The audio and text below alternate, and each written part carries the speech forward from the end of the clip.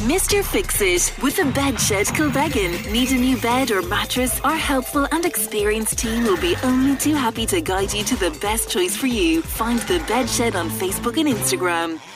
There's still time to get your questions in for Brian Cloonan. Mr. Fix-It joins us live for our segment here to get through as many solutions as possible. Brian, how's the form? Good, thanks. Although I have to say, when I got up this morning and I pulled back, so the temperature has raised a little bit. Yeah, it's milder, yeah. But I pulled back the curtains. I don't mind the cold. If there's blue skies, it's fantastic. I pulled back the curtains and I looked out and I said, that's a Will Faulkner type of a morning. Okay. Dull, grey and miserable. Dull, grey and miserable? Yeah. Okay, good stuff. I'm glad he's in the firing line anyway.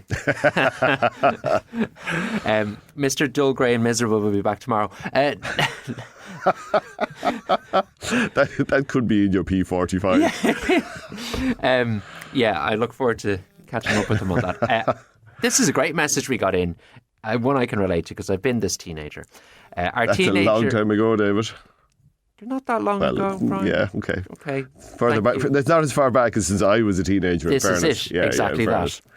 Our teenager wants to put a punch bag hung from the ceiling in the corner of his bedroom, and this particular parent is concerned about pulling down the entire ceiling. What needs to be done to actually avoid that? The pressure that's on that is, well, first of all, I suppose just to say, they say a punch bag is a great thing for a teenager, because it can get rid of that teenage angst and hormones that rage through them, and they end up saying things that they later regret. Physical expression gives way to the verbal outbursts. Yeah.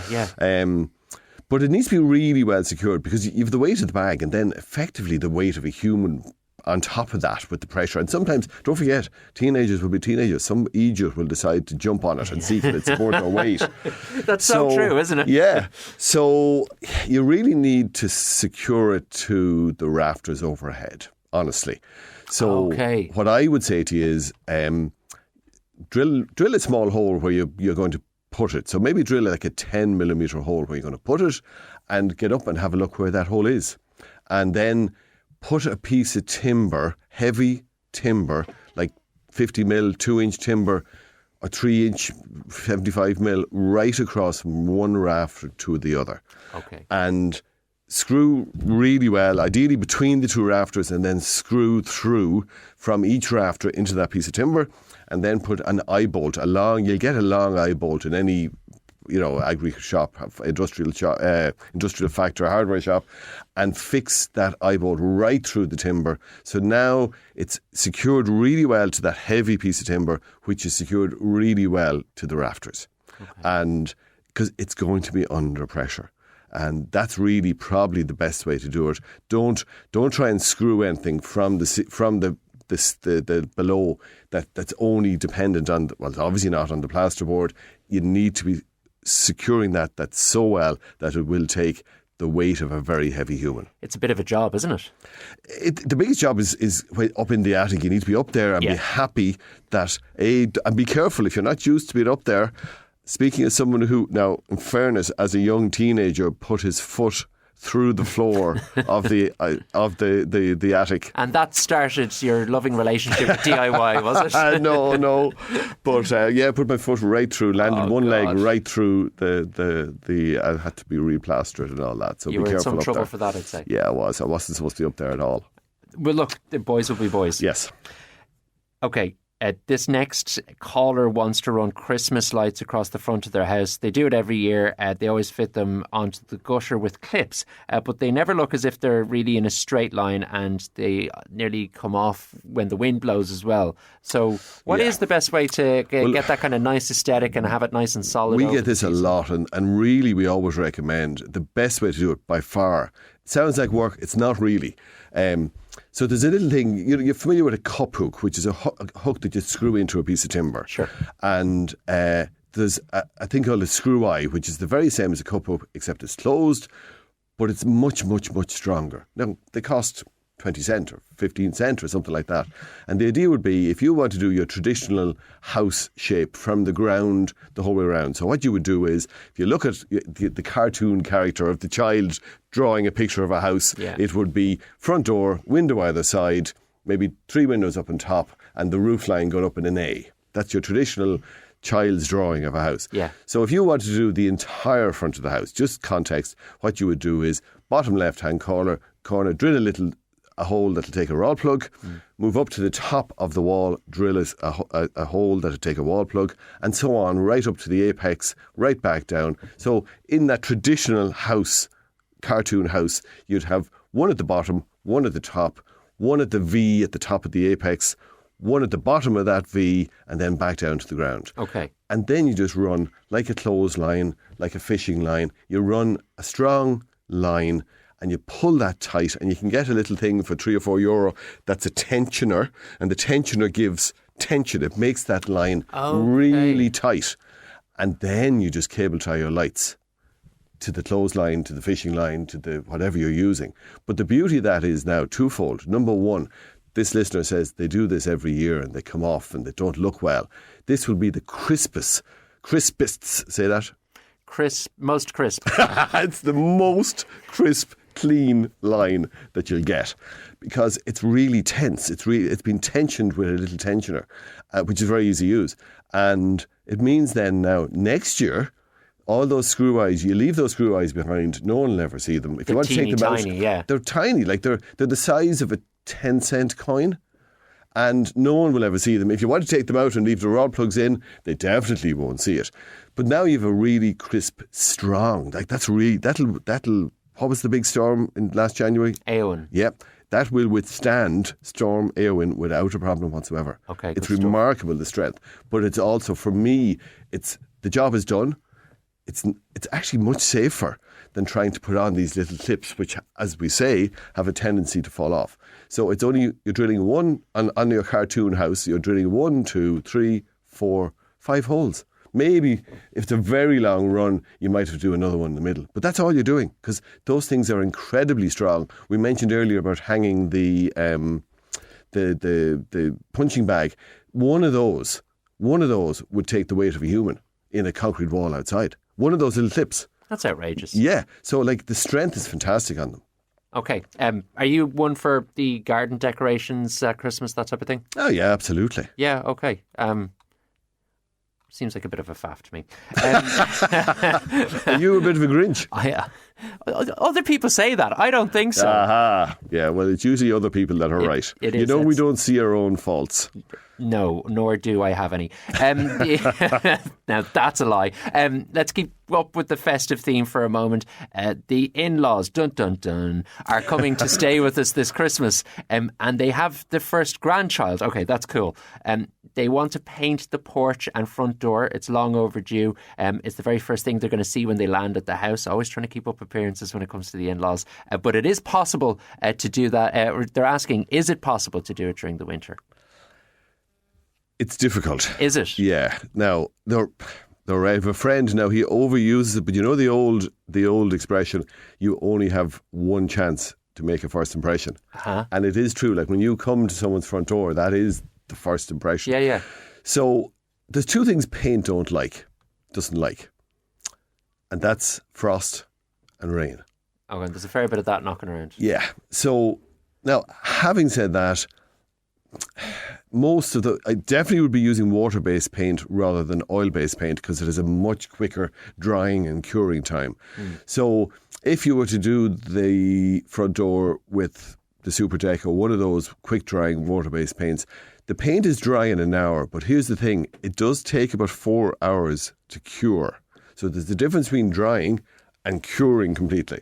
So that means that you need to do the job, to do the painting, you probably need about 6 hours to put on the paint and make sure that it's dry. So you need to be looking at the forecast and saying, will there be hard frost or will there be rain in the next 6 hours? So that should be achievable. But then if you're working full time, that becomes a lot more difficult to achieve because then it's at the weekend, but you're better off doing nothing than do it in the wrong conditions. Because then it ends up flaking off afterwards and you have a bigger problem afterwards. But if you get that, now if it's a porch, if the front door is in a porch where it's covered from the rain and to a degree the frost, you're never completely covered from the frost outside, but then you'll probably get away with it. Okay, stay with us, Brian. Plenty more to get through in terms of comments. 083 30 10 103. Questions for Brian Cloonan. Mr. Fix-It will fix it for you.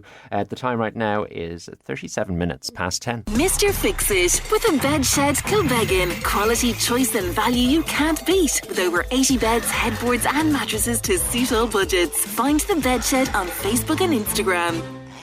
Brian, you appear to have caused a glitch in our system. No surprise in that. Okay, well, let's get you to redeem yourself. Maria's messaged in, a pile of flies in her attic. A lot of them are dead, but some are alive. How can she get rid of them, she pleads? Well, probably the easiest thing to do in the attic is to use what's known as a bug bomb. It's a fumer. It's a little thing that you put down in the base of the attic. Well, you put it into a bowl and just to make sure it's safely contained. And you take off the lid and it has a little bit of paper, a little bit like a firework, but it's not a firework. You light the paper with a match or a lighter and there's flame for about 30 seconds. And then the flame goes out because the paper has burnt down. But now for the next 3 to 4 hours, it gives out a vapour that kills every insect up there. So lots of people use them. It's probably cluster flies and you're probably coming towards the end of the season now with the hard frost. But anyway, if you want to kill any insects up there, from spiders to woodworm to whatever is up there, you just, one of them is probably enough. If they're, I don't know what they are, 12, 13, that sort of money. They're not huge money. Sure. You might need 2. You'll get them in garden centres because they use them in greenhouses, or you'll get them in hardware shops.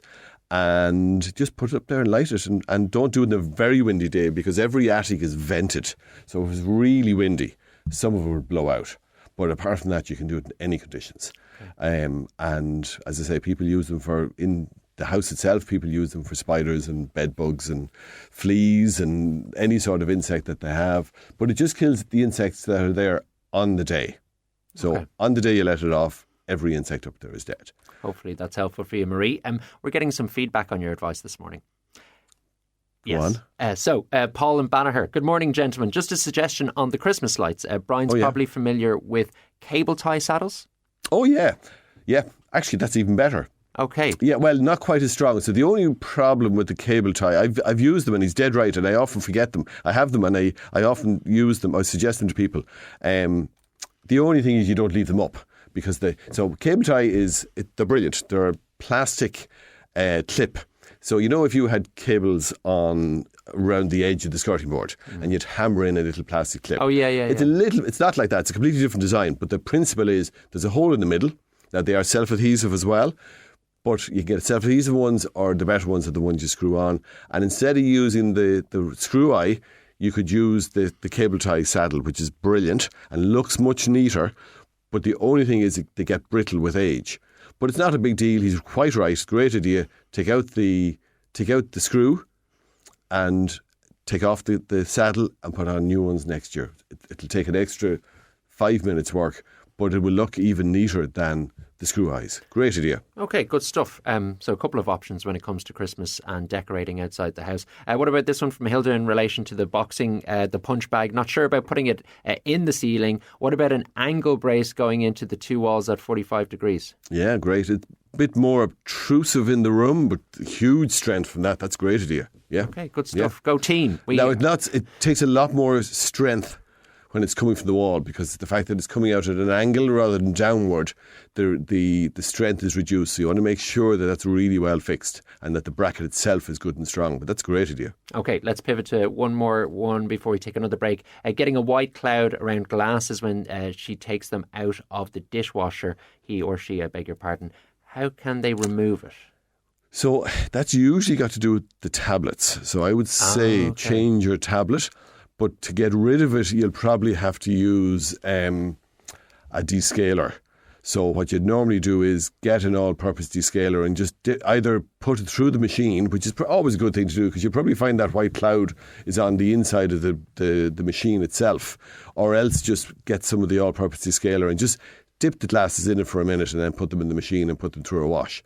But usually what you would do is just get maybe half a litre of the all-purpose descaler, put in all the glasses that have the white cloud and pour the descaler into the bottom of the drum and just let Mr. it Fix swoosh It around in with it a and bed cool shed off. Kilbeggan. Need a new more bed or questions mattress? answered that. Our helpful and experienced team will be only too happy to guide you to the best choice for you. Find the Bed Shed on Facebook and Instagram.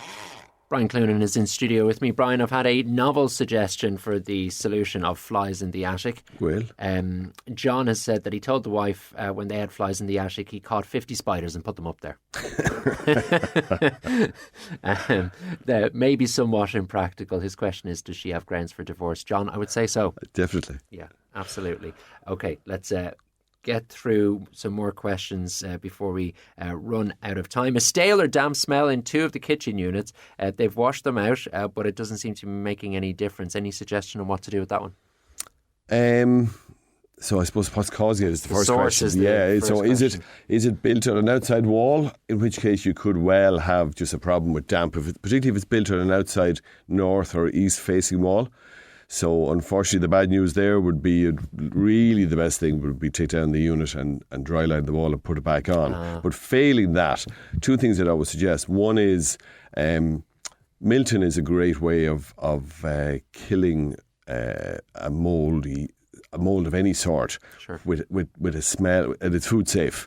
So I would mix it 50-50 and just put it into all. You don't want to drench it. You don't want to leave it that the wood is going to swell or warp, but all along the gap. So anywhere there's a gap, because the problem is the timber is cut, the end of that is open, so the MDF is not sealed, or whatever it's made of is not sealed. So by putting the Milton mix in there, so everywhere there's a gap, put in Milton. Right, okay. 2 other things, ventilation will definitely help. So look and see, can you put a hole at the top? So what you do is drill a few holes at the top and then raise up, put it like a second roof. It won't be seen from down low, but you're trying to let in air, but yet not let in dust. So if you can imagine, say the top of it is 2 foot by 2 foot. You drill 4 or 5 holes, and then you put a second piece of timber 3 inches above that, 75 mil above that is a little bit smaller. So dust can't come in down into the press. It releases. But it allows ventilation, because ventilation is, if you don't have ventilation in a situation like that, you will often get a build-up of a smell that's hard to shift. And the other thing to do is it's so cheap, just put in a bowl, a mug, whatever, of bread soda and just change it once a week. Bread soda is it's a bag of bread soda, I don't know, €2. And sucks in all that. it absorbs so much. It absorbs smells in a close confined area like that so well. Just look at it in a week. If you're going to change it in a week's time, so put it in a shallow bowl, leave it for a week, take it out, and when you're dumping that, put in more.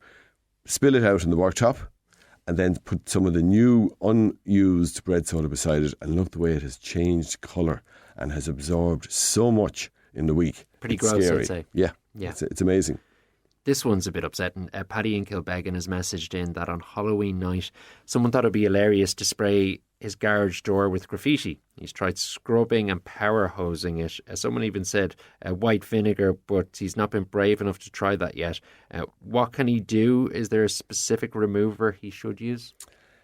The big thing is here that you're trying to remove something without affecting the paint that's there. Now, if it's painted as if a human went out and painted it, well, then you can end up painting over it afterwards if you need to. But if it's like a garage door that has a powder coating on it, the original, or a PVC finish, that you really want to make sure that you're not affecting the surface. So the vinegar is an acid, and if if you leave that there long enough, it will cause. If you leave it long enough to take off the paint, it'll usually affect the surface. So there are various graffiti removers, aerosol and gel, but the gel ones are always better because the gel ones stay in place longer. So what's the one that you'll get easily enough? Probably the HG one would be the easiest one to get. It's a jam jar, bigger than the jam jar size, of a gel. You brush it on. Funny enough, it doesn't affect most surfaces, and it does break down most acrylic graffiti paints, but you have to do a test area. So what you would do is, down in the bottom corner of the door where no one will see, I know there's no paint there, but put on the gel, leave it for half an hour and wash it off and see, has it had any negative effect on the paintwork? And if it's had no negative effect on the paintwork, well, then it's safe to go ahead and use it on the graffiti. So the same thing again, I personally would say brush it on and get some cling film. And I know it's an upright surface, and cling film works better on a flat surface, but it'll stay in place because the gel is a liquid, is wet. The cling film will stick to it. Sure. And now you put that on, and it doesn't dry out at all. And you leave it for half an hour, and then you can power wash it off at that stage if you want, or you can just wash it off with hot soapy water. Just make sure whatever it runs down onto, that you wash it off really well, because if you left it on tarmac, if you just washed it straight down onto the tarmac or straight down onto the concrete, it could affect it if you don't wash it off. Okay, good stuff. Brian, that is our lot for another week. Much appreciate your time. Thanks very much, David. Be back in with us next week. Still to come this morning, we have the leader of AIM2 on to talk about disability payment applications being rejected at what he's describing as a savage scale. We'll also be celebrating some of the best in class when it comes to Midlands businesses. Stay tuned. The Midlands 103 News Centre is your next destination at 11 o'clock.